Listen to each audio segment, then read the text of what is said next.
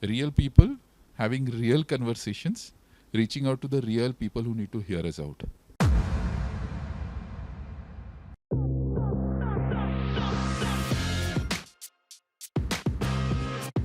I call upon our esteemed personality, our guest. I first call upon Avinash Sharma, who is the co-founder and CEO of Electric Pay. Let's hear for them. Thank you. Next, I call upon Dr. Akshay Singhal, founder and CEO, Log9. Finally, Chandresh Sethia, co-founder from EVRA.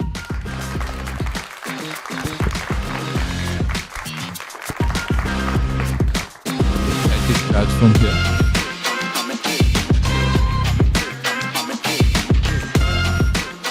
For those of you who are watching us and listening to this, there couldn't have been a better panel of people who could talk about charging, EV charging, right?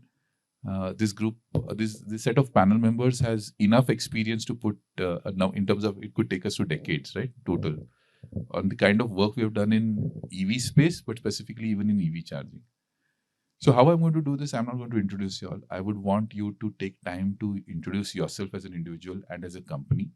And the more detailed it is, the better for people to know the kind of depth of experience that you have and the kind of effort that you've put to build the EV charging ecosystem into India. So this is where I will start off with Avinash.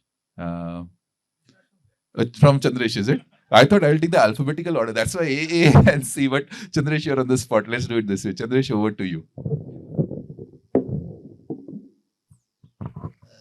Yeah, so you know who I am. So I've been in the charging industry for the last 6 years and developing products, building infrastructure, moving from being a public charging infrastructure creator to a residential charging infrastructure creator to only focusing on B2B now for the last 3.5 years. Yeah, that's about me.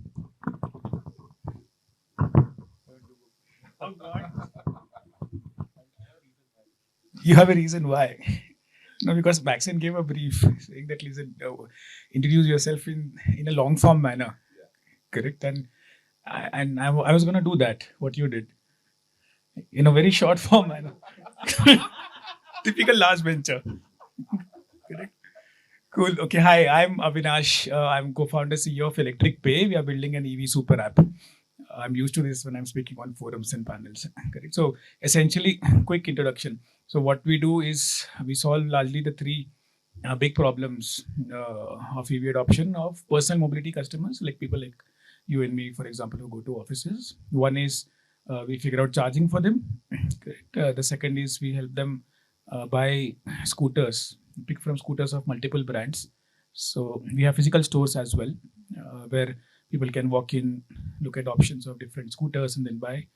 And then we also help in financing, insurance, all of that. And a bunch of things once you purchase the scooter around servicing, etc., are few things which we also offer. Long form. Okay. So 3 years out, started the company 3 years ago. In fact, I was part of building India's first battery swapping company. And that's when I got introduced to you, Maxson. Correct? At that point of time. Right? Interesting journey, to be very honest. At least when I started out, I had to, and I don't know how much you'll echo my sentiment, but I had to actually explain what is an electric vehicle. And correct, will EV adoption happen or not? What is an electric vehicle? Stuff like that. Today, nobody asks those questions because about 8-10% penetration in two-wheelers, more in three-wheelers, I guess. Okay. So that was the beginning of the journey. I would not say the first odd year was frustrating, correct? But definitely a challenging task, because constantly explaining something as basic that, listen, this is a scooter which has a motor like any scooter has, correct? And instead of having a petrol tank as a fuel, it is a battery and works on electrons, correct? How difficult could it be to understand an electric vehicle? So the first year was obviously a little frustrating from that perspective, constantly explaining and answering questions. I think over time, what has happened is more and more people have bought TVs, and therefore the awareness, education levels have gone up. So those questions I don't need to answer anymore. I don't need to answer what is an electric vehicle. I don't need to answer will EV adoption ever happen, Avinash? What do you think? I don't need to answer will a certain company which is technically a aggregator startup, will they ever be able to sell electric scooters? Correct. And Ola is a market leader today in case of two wheelers. Right? So interesting journey. I'm still learning. We'll see what you'll do now.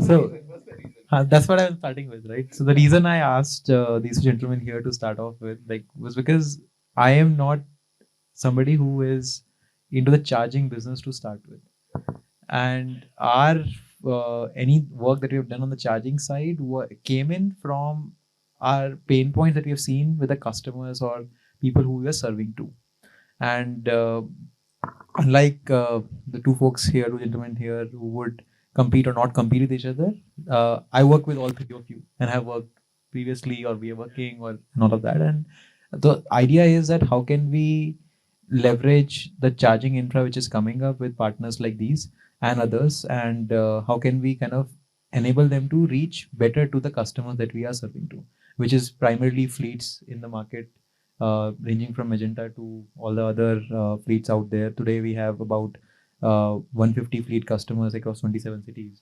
So these are the customers which have an inherent challenge as to so fundamentally, if you look at it, they don't really care whether I'm charging on EVRE or I'm charging on electric pay or I'm charging on somebody else, right?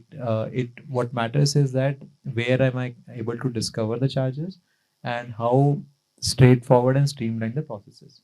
And especially for a B2B customer, it is also about that how minimal my driver has to do in terms of getting access to that charging.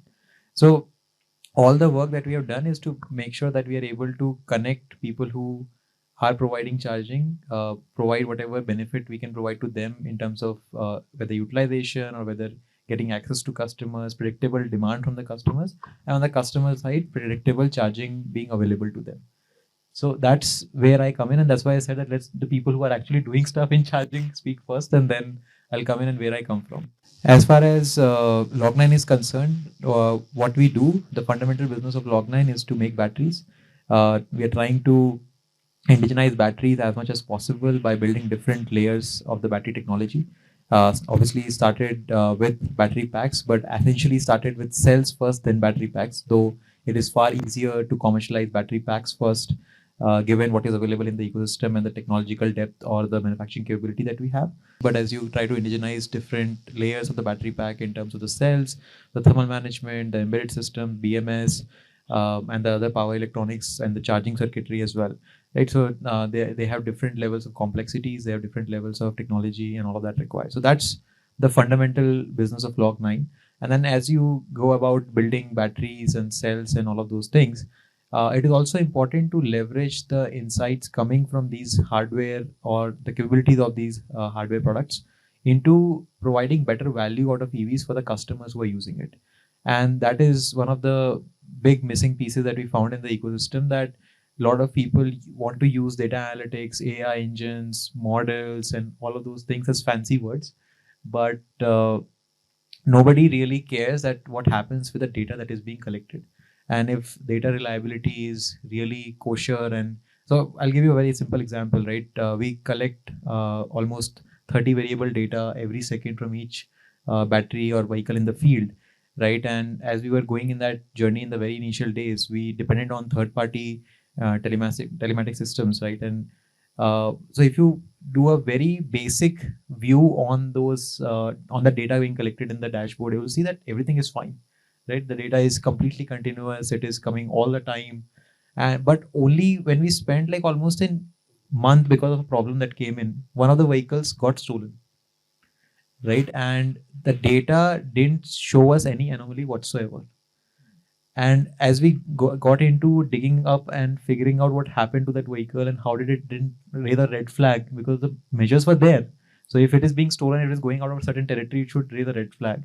Why it didn't happen? Because the system was failing for 3 hours, 4 hours, something 5 hours in a day.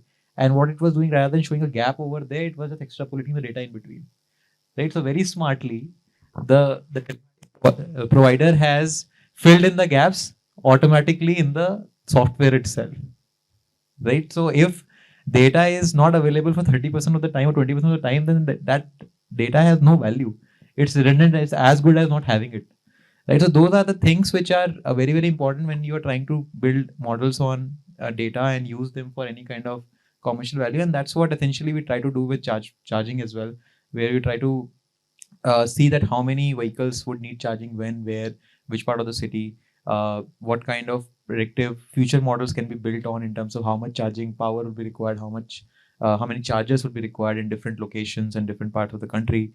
At the same time, then obviously the future would be to kind of say that, okay, this much charging is required. So how much is coming from the green side, how much is coming from the usual grid and all of those things. So that requires a lot of data and reliable data. So that is our play in the whole charging infra.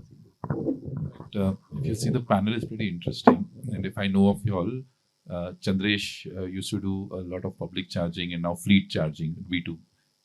You were doing a lot of work in the residential charging and continue to do so. You were providing charging because no one else could provide it better, because that was important for you to deliver it as a service to the people who pick up your battery and the drivetrain. And that's exactly where the construct was, to have kind of flavors across the spectrum. And this is where, Chandresh, you started off your introduction by saying that, yes, you have moved, right? And I'm very famous for saying EV charging is a social service. Okay, right. So, and that's exactly why I want to ask you. I had my reasons and our reasons, but I want to ask you, Chandresh, how has it evolved for you, charging as a business, and where exactly is it right now? And is my statement right? Yeah, it has evolved. It has evolved. So when we started a charging infra business in 2019, what we essentially did was we wanted to find places where we can set up chargers without any understanding of when the vehicles will come. We just wanted to set up chargers, and that is something that was happening across the spectrum. Everybody was doing that. All we thought was, what are the important locations where there might be requirement of charging? That is all. It could be malls, it could be open spaces that are very prominent. That's all we were doing. That is all we did for the 6 months, right? But then we slowly started understanding the market and figured that public charging just won't work. Just will not work. It might add a lot of value to people who are buying vehicles, seeing the charger and then, okay, maybe if I buy a vehicle, I can charge because there's a charger I can see. But how frequently, how often it would be utilized was not known. So it adds a lot of value to the people who want to buy vehicles. But in terms of value creation, it is not there. And I don't think so you will ever make money. I don't believe in that. Maybe some. If you have an infra, like a large number of chargers across, some chargers might make money. Lot of chargers won't make money. That's how it will be in public charging. And that's what we thought, that's what we thought. So we moved our model completely to fleet charging. Though we also did fleet charging back then, but we believed there'll be no money to be made in public charging infra. And we decided to move completely to fleet charging. That is the decision we made 3 years ago. And I think we have fared well, over there. That is how our evolution has been. The difficulties when it comes to fleet charging against public charging is, there are a lot of people, a lot of different, how do I put it? Okay, a lot of different people that you have to deal with. Okay, in terms of the place where we're building the charging infrastructure, the organization that is going to provide you business when it's B2B. So that is where the problem comes in, and then the pricing, of course. So these are the things you have to manage. But being early in the market, we had that advantage on the pricing side, at least, because nobody else was there. What we could do back then. So Over to you, Avinash. What's happening in the residential charging space? What's your take on it? Is it still social service, or has it moved? The needle has moved. What's really happening out there? I remember you made that exact same statement. We were on a panel together in Delhi, correct? And then you said, listen, public charging is social service. So about 2 years, 1.5 years ago. Residential charging makes money simply because that's where so we are primarily into two-wheelers charging, right? That's where most people charge. Why? Because you can't carry a two-wheeler in your lift. Simple. You can't carry a battery. It is a lot of scooters are being sold saying that, listen, has a removable battery. You get a battery, the lowest weight of a battery of a 1.5 kWh battery is about 18 kilos, correct? And now we have two-wheeler batteries which are obviously higher pack sizes, correct? It's physically impossible to carry an 18 kilos battery, let's say by a senior citizen or by anyone, correct? And in parts of country, carrying a lithium-ion battery home have been officially banned, correct, by the judgments of the court. Very risky. Yes, battery technology is improving. And having said that, and imagine how, just from a social proof perspective, how would I look carrying a battery? Right? It's not a beautiful thing to carry around. Right? So then how would you charge a scooter? And you prefer to charge it typically at home. That's usual global behavior in India as well. And that's how you make money there. Because we say, listen, you have to pay up. Correct? The second reason is, even if somebody is paying and we sort of take a commission, etc. on top of it, still cheaper compared to your petrol. Right? As Indians, we understand that. We understand petrol car versus diesel car. We understand 5-star AC versus 1-star AC. Residential charging, there's money to be made. Now, the question is how much money is to be made? That's a real question. First principles, I think price per unit of charging is what? $10, $20, 25 rupees. Right? Now, if one has to make a boatload of cash, correct? That means millions of charging transactions. I always take this example of Parle G. A Parle G is about $10. एक Parle G पर को बेचने पर, let's say, I make a rupee. So I can only make a lot of money if I am selling millions of Parle Gs, correct? And those millions of EVs are not there today. They will obviously come at some point of time in the future. Also, what will happen is at that point of time in the future, there will be a lot of charging networks, and therefore competition pressures will come in, correct? And the ability to make a significant amount of margin of 1 or 2 or 3 players will be under significant amount of stress. One can't make a 30%, 40% cut. Then at that point of time, it will be like 10% at best. So there is money, there is little money in charging. The network will pay for itself. How it has evolved, at least for us, is we then started the second business line where we said, okay, now we have a charging network, correct? On top of it, we'll sell scooters. And it goes in tandem, because without a charging network, the scooter is not going to get bought. The scooter can't be charged without a charging network. Right? So there's a lot of money lying there. And once you start selling scooters, then financing, insurance, right? You add the parts and there's some money to be made there. But yeah, you're right. It's very difficult to... Personal mobility, by the way, we are purely in personal mobility. That's our focus. That's why, Dr. Akshay, is one question to you, because Lognan is seen as a full stack, if you were to see in terms of the solutions, and you provide multiple solutions. There's a primary objective, and then you're building a lot of things around it. Either the service doesn't exist or the quality of service doesn't exist. In this case of charging, let's say from a Lognan perspective, how much of it is important for you from a business, and how much of it is really creating value for your business? Or is it you have come to a point in time saying, okay, listen, someone just can someone else can just take care of charging? Has that needle moved? There's enough in the market. So, as far as charging infra is concerned, setting up the infra, managing the infra, monetizing the infra, Log9 is not into that play. Log9 will not be into that play for the foreseeable future unless and until something gets super broken that we have to really go out there and solve for it.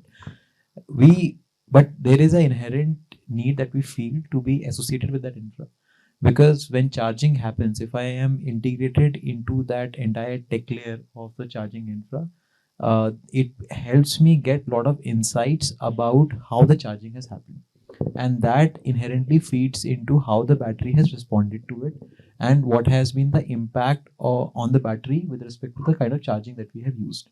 So that is one from a product perspective that I need to have it. This or basically have that interface with the charging point of CPOs, so to speak, right? The other piece is that it is very difficult for a fleet, maybe not for a fleet like Magenta, which has scaled, but for fleets who are upcoming and then they are starting with, let's say, 50 vehicles or 100 vehicles or even 500 vehicles, to be able to manage across multiple charge point operators at their end. And it becomes even more difficult from the perspective that if they have to ask the driver that you download 10 different charging apps into your phone, so that becomes even more problematic, because then the entire system gets broken. The driver is saying कि ये app तो है ही नहीं मेरे पास, या मतलब there is no money in this wallet versus that wallet, or so that piece becomes super cumbersome. So bringing discovery of multiple chargers coming from multiple partners to a common place is something which we have done.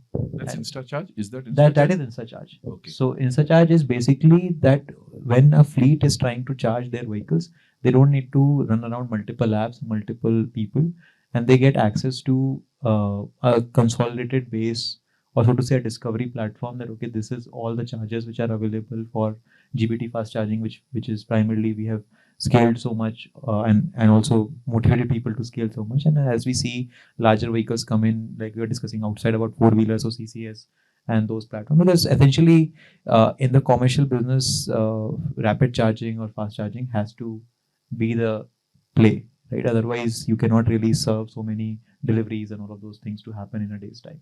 So that is a fundamental premise, and for that to happen there has to be structured charging players. There has to be a scenario where multiple people make an effort to expand the infra, but at the same time they are available commonly to a fleet operator. So that's the gap that we are fulfilling in that regard. And eventually the thing is that it gets me data also on what is the impact of charging on the battery, it is happening in the right way or not. And then multiple models can further evolve, right? If somebody for example tomorrow, right, like what happened with UPI for that matter, right? So if tomorrow the UIE platform has just started to kind of come up, right, in our conversation around charging, that comes up, there is a common ONDC type of platform for charging for multiple people, then I don't need to have an InstaCharge platform. Everybody can go there and do it. I'll also take an API from the ONDC kind of charging platform itself to get my info that I need. So it's a thing which solves my problems and my customers' problems. And you in your answer, you brought out the next question for me. GVP versus CCS2. That's a $1 million question which has been, and we've been through the journey. All of us have been through the journey. We've lived through times where 3-pin socket was universal to, and especially now in fast charging, it's the government talking about GB by T. In fact, notification saying you have to have GB by T. To today, where GB by T. So in that space, and since you said that you built up a network of GB by T based charging protocol, where do you think it is evolving to, and how much of it do you think will still stay on GB by T? And then I'll ask Chandresh the question from a ability to invest in a varying protocol. So what do you, Doctor? So the way I look at it is that overall the ecosystem calls for 2 or 3 major charging protocols, and I'm talking about DC fast charging. I'm not talking about the lower capacity charging. I'm fundamentally talking about when you're trying to fast charge or rapid charge. In that category of DC charging, there's a play for 2 to 3 standards. That's it. And specifically in the higher voltage category, where you talk about anything four-wheeler and beyond, going up to buses, trucks, whatever, over there CCS is becoming the de facto protocol. There is no challenge whatsoever. Things work fine. It's evolving. It's also improving. So I don't see much of an issue or debate about what is the protocol for above 200 volt category of vehicles. Now, when we talk about the sub 100-volt category, right? If you take away GB by T, right, in that there is really no other cost-effective protocol where you can provide fast charging to smaller vehicle platforms.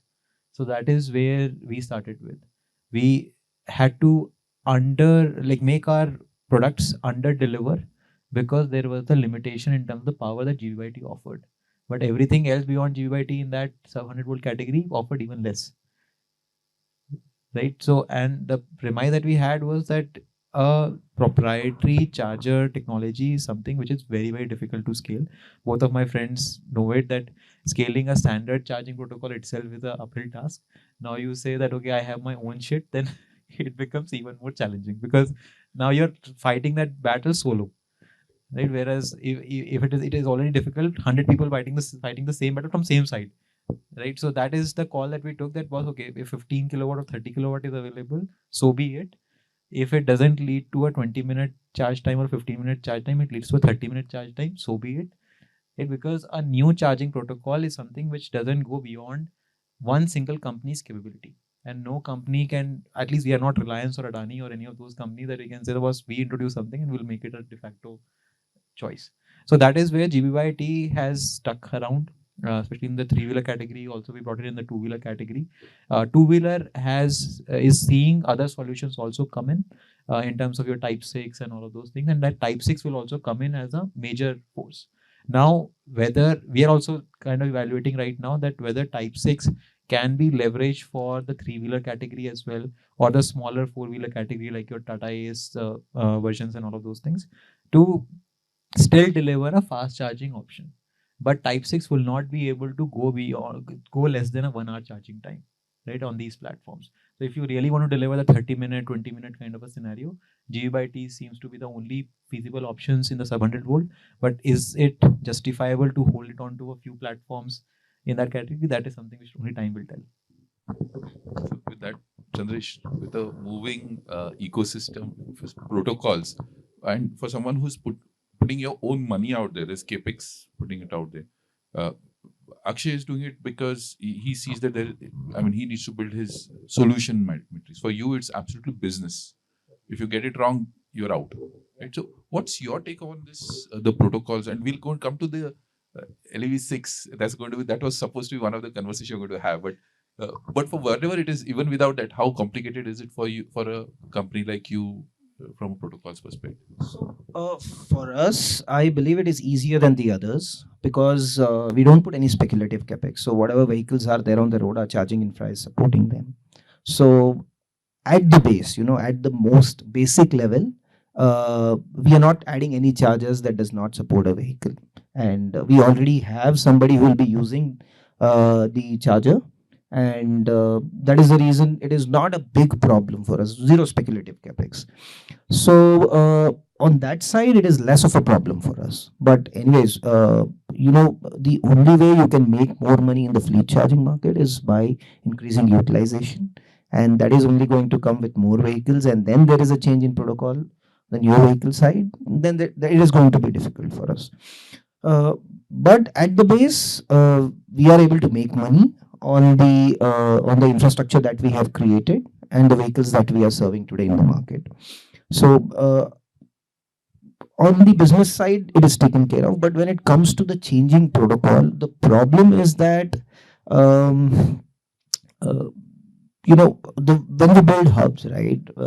When we build hubs, essentially we have to put a GBT, we have to put a CCS2, we have to put a slow charger. They're all together. It is easier to do in a hub, but when you're making a setup that is smaller in nature, it becomes more complicated. It is not possible to make money out of that setup.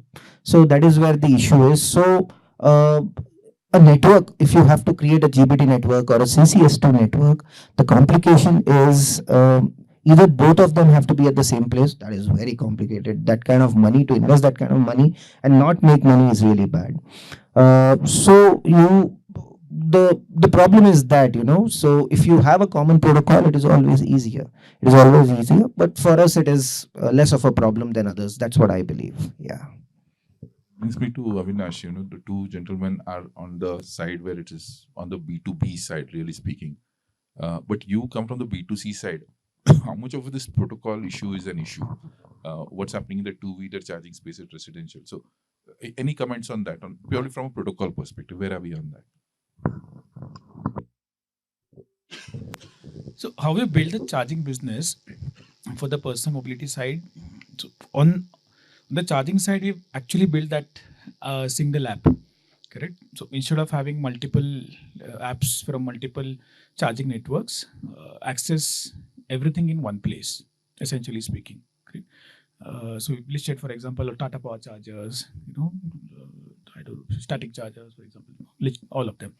Some of them are transactable, some of them are in the process of enabling the full transaction as well. Largely, these are fast chargers. Okay. For the residential part, what we've learned in the last 3 years, and we also had to do some work there, that in the residential space, what works is that 3.3 kilowatt hour charging for the following simple reasons. A scooter typically takes about 4.5 hours to charge. A person is at home for 8 to 9 hours. A car takes about 10 to 12 hours to charge, gives you 200 plus kilometers. It's an overnight charge. Now, what is needed to charge the scooter or the car is essentially electricity. You can't carry the scooter or the car, on the 5th floor. Or even if you're not staying in an apartment, you're staying in a, let's say, G+1, G+2 setup, still it is not possible. It's impossible to dangle a wire from the khidki, etc., etc. Just not possible. Correct? And a lot of people have done that. What is needed to charge is electricity. Electricity is available in the common electricity line of any building. Same electricity which is used to run the water motor, for example, pani ka pump. Correct? Now, can I, as a electric scooter or a car owner who's staying in a residential place, can I just go and use the common electricity line? Yes and a no. Yes, because of course I can. But no, because the owner of that common electricity line does not know who's using it, one. Does not have a way to identify who's using it. Okay, identification is not a problem. No one's concerned about who's using it. But billing and collection, that's the biggest problem there. How do I know how much money how much electricity has somebody consumed, and how do I collect money from them? So it's technically not a charging problem. It's technically a metering problem there, correct? And it's a little silly, and so what we usually propose in residential locations is to use a smart socket, correct? A lot, and I've been saying this for 3 years, honestly, a lot of people in the industry call them chargers. They are not chargers. Call them lemon. You call them lemon chargers. I know, I've read your LinkedIn post, correct? They are not chargers, first of all, correct? These 3.3 kilowatt hours are smart sockets, which are essentially just very beautiful metering solutions. The same solution works across China. By the way, 100% of China residentials are on that. The same solution works in Australia. The same solution works in America. There's a company called Orange Point who do that. Correct? They sell it for $440. One of the original founders of Tesla, Mark Eberhard, invested in that company. The same solution works largely in Europe. Correct? Now, so somebody stop please calling them chargers. It's not a charger. It's a smart billing solution. Okay, that's what we propose. Now, what's important is, and I'm going to tie back to your question. And so like every every phone or a laptop comes with its own adapter. A scooter, electric, and electric car also comes with its own adapter. One end of the adapter always goes inside the wall. It's a 3-pin. The other end is a connector, correct? It could be an Anderson connector. It could be like a Type-C versus a Lightning connector. I'm agnostic. In residentials, I usually say, please use the common electricity line, A. B, install a smart socket, which basically the on-off of that socket does not happen using a physical tuck button, happens using a QR code. 2, the socket has a meter inside it. It's the same meter which is there in the Bijli ka meter in your homes. It's highly commodity. It's available. Kilo ke bhav mein milta hai wo, right? Decently accurate. And 3, The collection of the money happens through the company which is supplying the application which does the on-off, correct? Through a standard wallet, Razorpay, etc. है ना? Therefore, the aggregation platform which I have created, correct, is completely agnostic.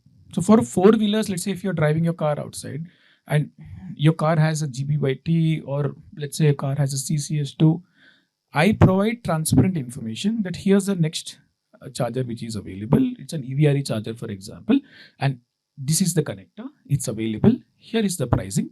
Now you take an independent decision. So it's very similar to Zomato. Restaurants are available, correct? Cuisines are available. Pricing is available, correct? You take a decision if you would like to go there, and yeah, if you would like to go there, then I help you in getting a table reservation at the restaurant. So booking the charger. I help you navigating to the restaurant, which is your standard Google Maps, correct? And I help you essentially transact or whatever consume at the restaurant, which is doing the charging, and I help you manage the payments, correct? Which is the Zomato Gold payment. That's the charging side of electric pay, and therefore I'm completely agnostic towards you, and I'm safe from this debate of GB/2 or CCS. Extremely hugely technical debate. You should thank your stars for it. I am, trust me, because when all three of you are like 200 kilowatt hour charging, I'm like, I don't know. Frankly speaking, I don't know much about it. I'll be very, very honest on this. I know very little about why CCS2 is needed for more than 200 volts. नहीं पता मुझको. So, Correct. And then the residential owner wouldn't want to ever know it. He just, and I really love the way you put it. It's as simple as that. If it works, it works. And this is where now I'm going to change the tone of our conversation, is to take it to areas which is worthy of this expertise lying over here. Because many times such kind of conversations happens on panels and all of that. Now I want to go in slightly difficult space, and I'm going to you, Dr. Akshay. I thought you already were difficult, Max. No, not yet. Not Tell yet. me what will work. Will GB/2 work or CCS2, or will GB/T work or CCS2 work? And I'm still yet to add one more complexity to it. And I will go to Dr. Akshay on this one. For the sheer fact that you build the batteries, and hence you will take a technical view on this question, and then Chandresh from a business perspective, and of course you will still have a view on it very clearly, is the new protocol on, because not many people have heard it. Already the battle was about GB/T, CCS2, 3-pin, and suddenly the government comes and says, hey, listen, yellow LEV6, AC/DC. What's your take on it? And what is this new standard? And trust me, not many people know. It's, I think, ginke, maybe 10 people in India would really know what it is all about. And you're in the best shape to answer. So over to you. What is this all about? So, very basic and simply put, LEV is somewhere between a smart charge, what do you call it? Socket. The smart socket. Smart यार वो आता है ना, वो naturally मुंह से निकलता है, राइट? मैं तो कहता ही नहीं, मैं खुद ये कहता हूँ कि यार वो प्लग पॉइंट ही तो लगाया है, right? But anyway, so it is, in terms of power capability, it is somewhere which is something which is in between a 3.3 kilowatt socket and a 15 kilowatt GB/T. The realization that the government, or so to say whoever came up with the whole protocol and the committee, and our representative was also part of the committee, was that if you look at the sub 100 volt category, we are essentially dealing with two-wheelers and three-wheelers, because even the four-wheelers which initially had GB/T are moving to CCS because they're going to about 200 volt platform, and fairly so, because efficiencies are significantly better, but it doesn't make sense to have a smaller platform and higher voltage. So now if you look at the two-wheeler and the three-wheeler category of vehicles, you're typically talking about anything between a 2 kilowatt hour battery pack size. 1.5 is on a kind of a phase out, so to speak. So 2 kilowatt hour to 10 kilowatt hour, 11 kilowatt hours is what you're talking about essentially. Now, if you talk about fast charging in this category, a 7-8 kilowatt hour kind of a platform is, or so to say availability of power, leads to fast charging. Two-wheeler में तो आप बहुत अच्छा fast charging कर सकते हैं, and then in the three-wheeler side you will need 1.5 hours of charging time. From a government mandating perspective and the babus that sit there, right, very frankly 1.5 is super good to have, right? They think that 1.5 hours कर दिया तो मतलब like I have given the best that is possible in the world. So they said कि यार अभी 7 kilowatt type का कुछ है तो 1.5 घंटा लग भी रहा है like charge करने में, और three-wheeler, it's brilliant, let's just do it. So I'm not nowhere saying that LEV is a bad platform. LEV is a good platform, but I'm still saying that that limits the potential of how fast and how efficient a charging you can provide in the sub 100 volt category. But having said that, it also, the benefit on the other side of LEV is that it provides you fast charge, maybe not rapid charging, but fast charging capabilities at significantly lower capex.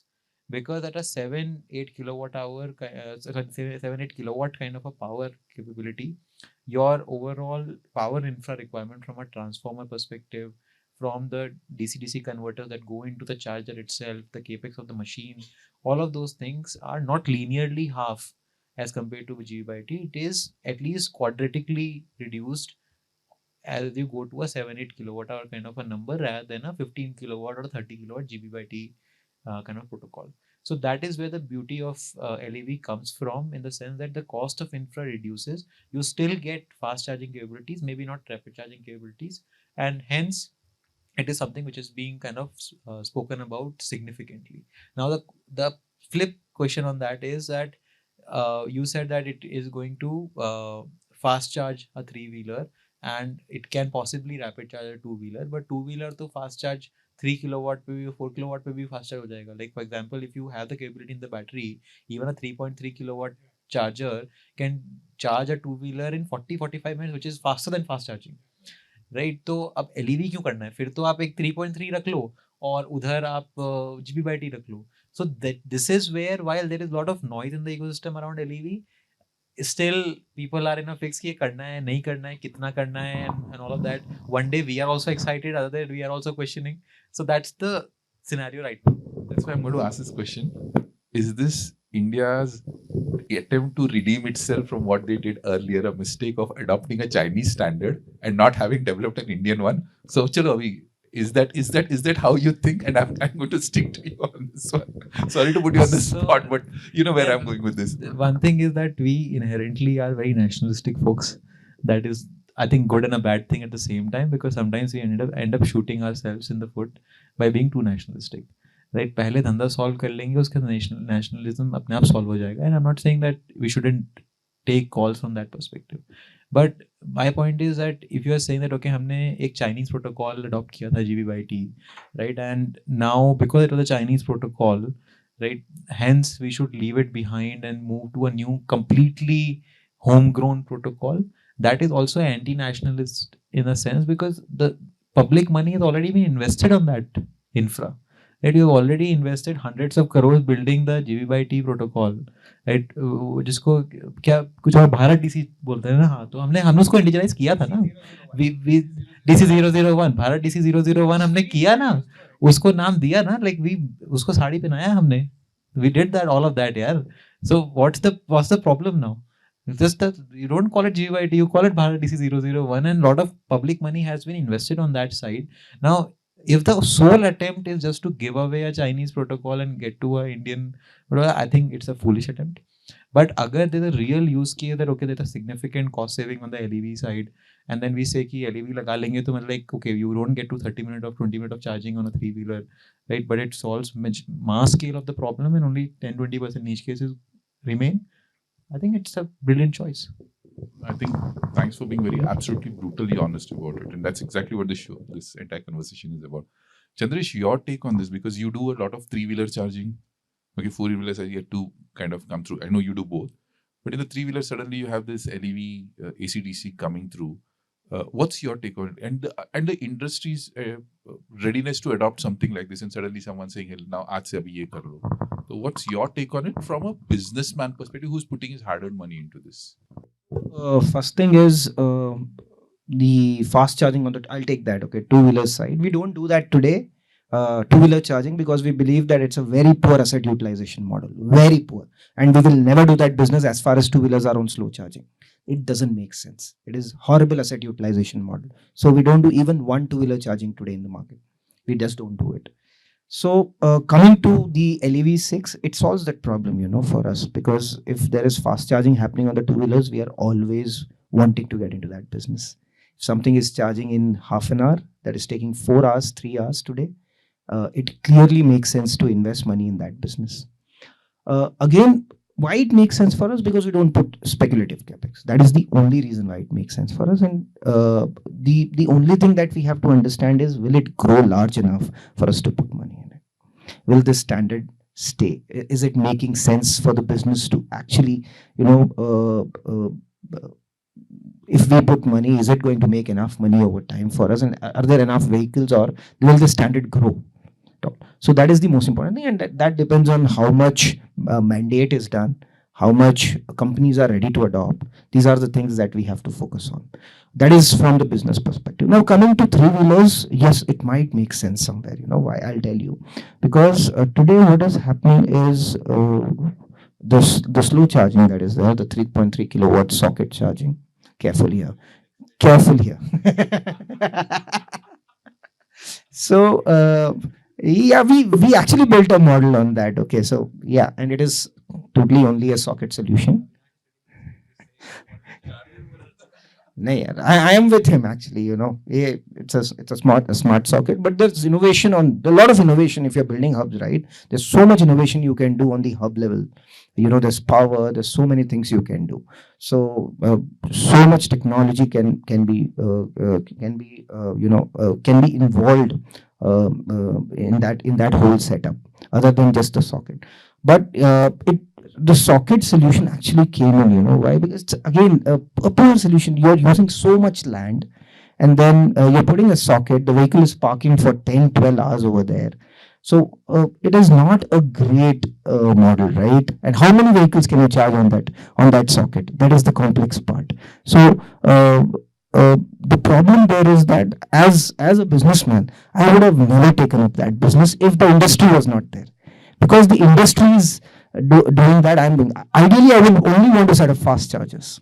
That is what I would do if I'm only looking at business perspective in terms of making money, or what would make most money, right?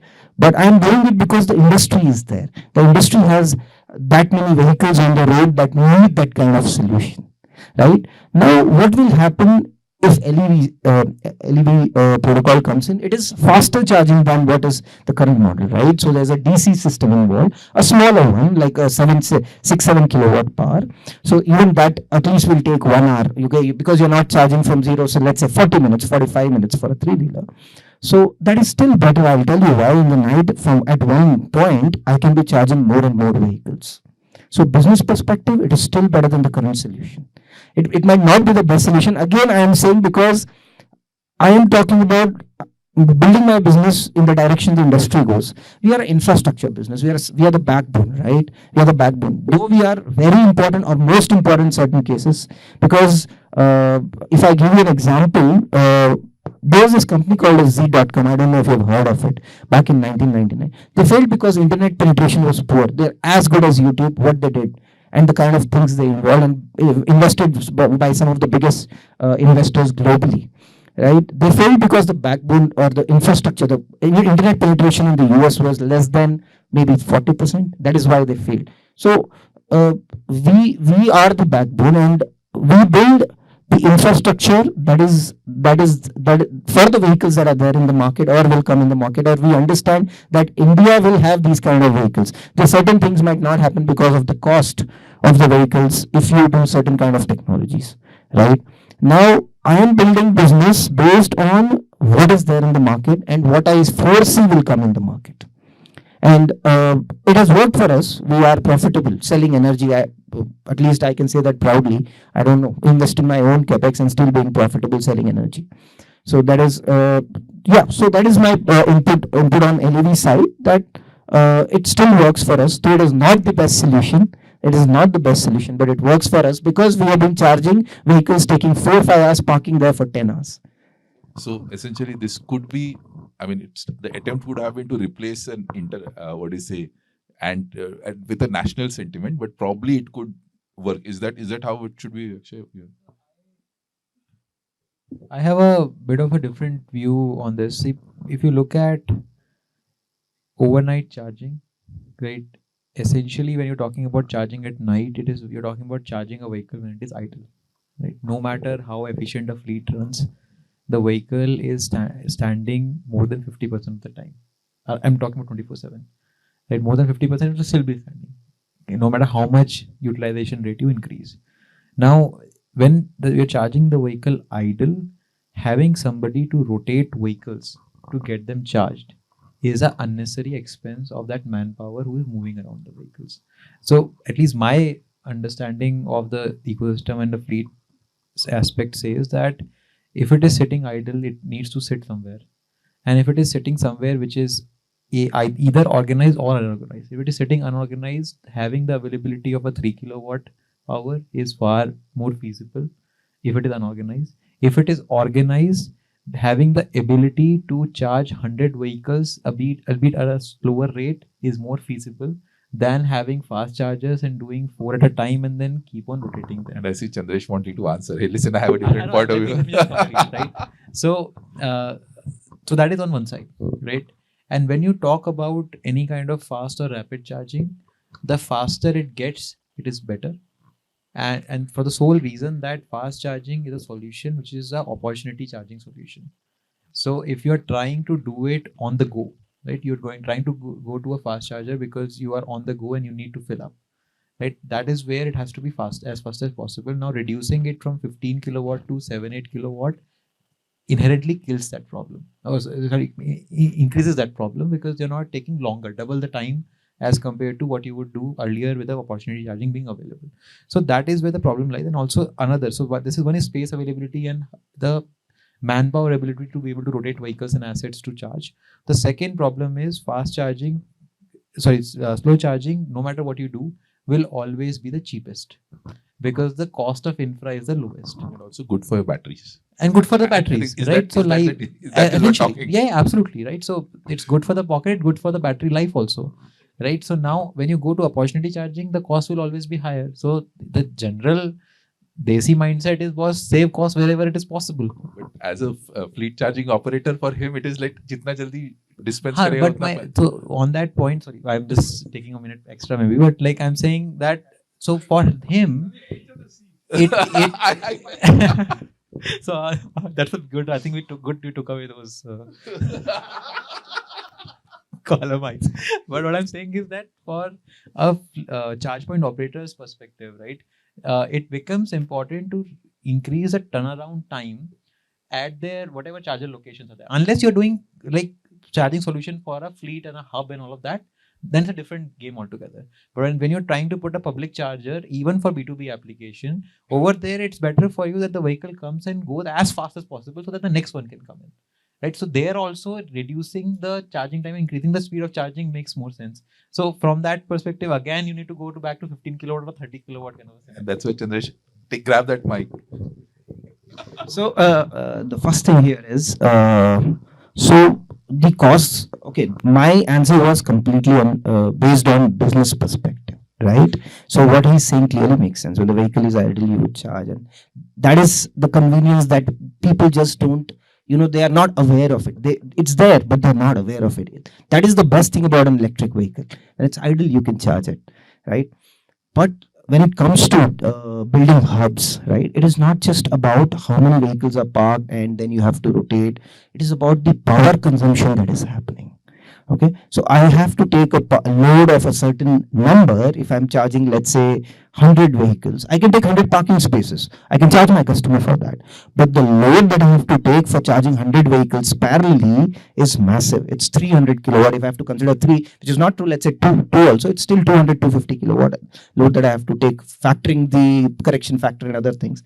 So the problem there is when a faster charging standard like this comes in, what essentially will happen is I will not have a manual somebody rotating. I still have 100 parking spots, but I will automate my charging that it shifts from this to this.